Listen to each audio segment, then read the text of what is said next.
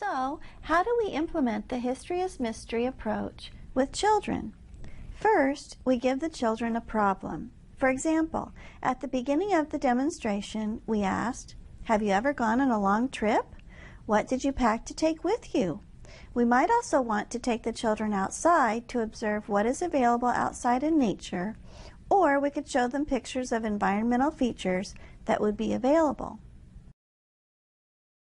After we have connected to the children with the idea of a long trip or possibly a camping trip, and we've identified characteristics in nature that we might be able to use on our trip, such as wood for a fire, then we can introduce the topic of Lewis and Clark's expedition. We want to engage the students in a few activities to build background knowledge of our topic of Lewis and Clark's expedition.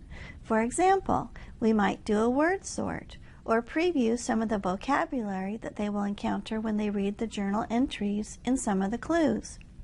We might show a brief PowerPoint presentation using a picture of Jefferson's letter to Lewis, which stated the purpose of the expedition, along with some paintings of the Lewis and Clark expedition, some of the native people they encountered, and some of the geographic features they traversed.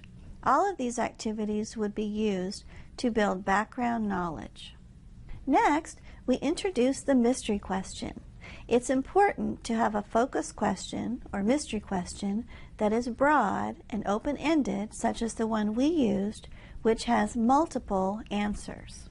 Then we prepare clues for the children to explore.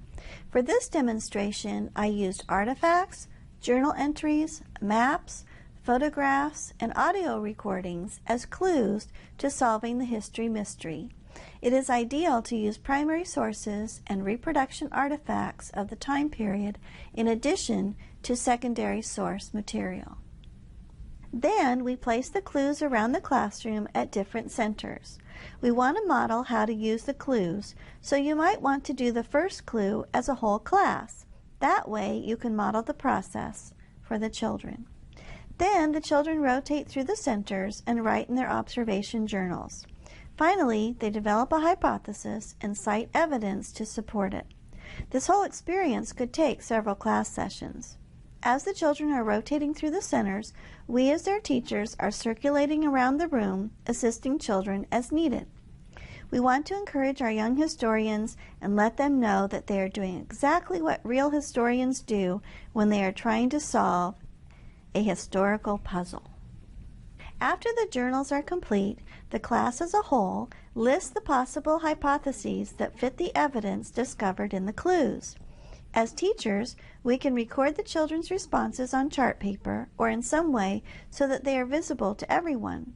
Then, in pairs, students use a menu of options to demonstrate their learning.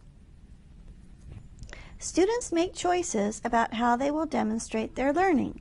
In this example, students must do an appetizer, a side dish, and a main dish. Dessert is optional.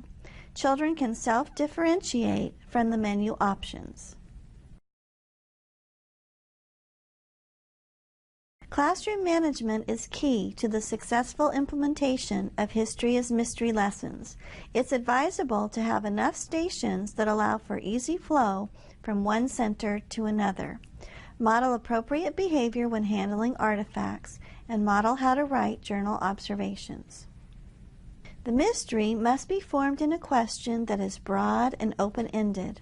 The clues should represent multiple perspectives of the people involved.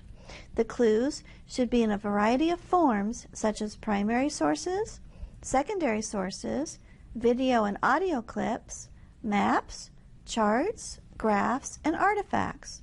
It may be necessary to preview and teach vocabulary to build background knowledge. The benefits certainly outweigh the challenges of preparing History is Mystery experiences. Historical thinking, critical thinking, and citing evidence are all beneficial results of this approach. In addition, it's a very engaging, hands-on approach. There are some challenges in preparing a History Mystery experience. For example, it can be time-consuming to prepare the clues and locate primary source materials and artifacts.